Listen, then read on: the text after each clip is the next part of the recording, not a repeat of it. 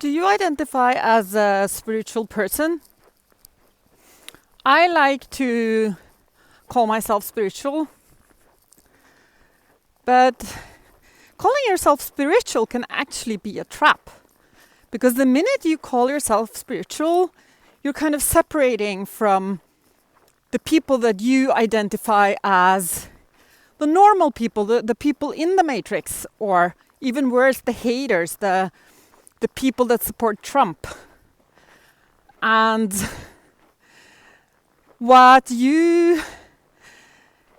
actually makes you not spiritual is the fact that you are identifying as spiritual, because now you've created a separation. It's you and the others, and you're kind of a little bit better than the others. You understand more. And this is not spiritual.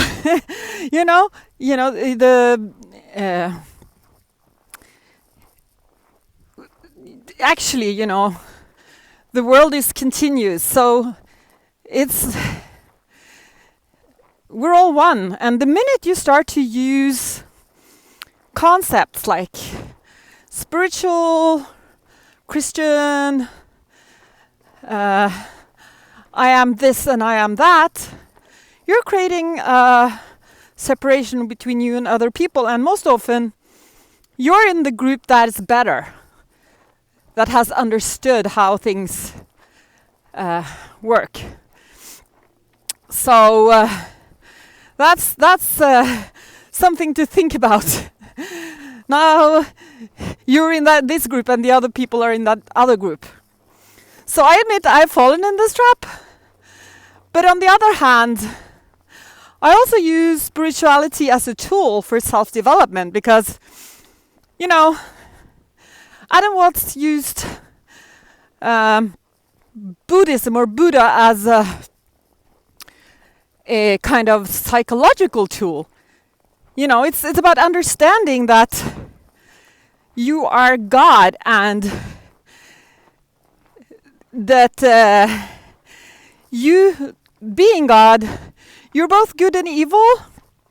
So you're actually the haters too. Like, you're the people that you watch on television storming the Congress, because you have that capacity.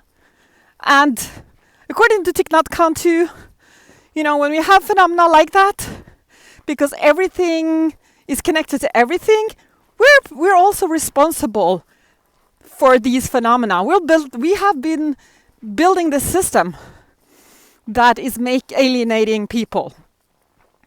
So it's the butterfly effect. Okay,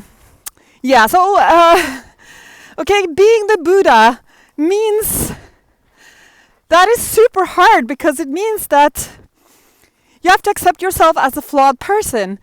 Like, you're never going to change anything if you're ashamed about yourself. So the first thing you need to do is if you want to be spiritual, is kind of accept that you are not perfect. And then, because you cannot make any progress unless you do that, because you're not then accepting the situation the way it is. And if you don't accept the situation the way it is, how can you do anything? As for me, one of my challenges is that I get worked up so easily. For example, I get very easily stressed out and angry. For example, with bureaucracy, and then not realizing or not kind of paying attention to the people that are in the position, kind of managing these rules, are kind of victim of this system too. So instead, I'm kind of taking my irritation, they're going to get the problem with me being worked up over this. That's not spreading unconditional love. So if I want to be the Buddha, if I want to be spiritual, I will have to accept that that is how I am. I'm actually like that. And pay attention to that when I feel this irritation coming up.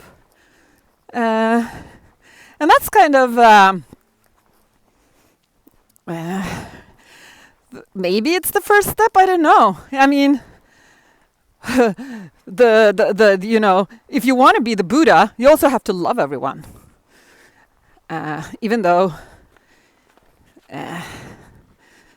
maybe in the outset you're pretty you're not liking them. So being the light and loving other people is part of the being the Buddha. And there are a lot of other important things to work on if you want to move in that direction, which will make you more happy in life. Letting go of expectations, for example, having a growth mindset, and all these things that we all can work on. So that was just wanted to reflect a little bit about, you know, the trap of calling yourself spiritual and kind of starting to identify with that role. Everything you identify with is kind of the moment you are conceptualizing things, it's no longer spiritual in a way.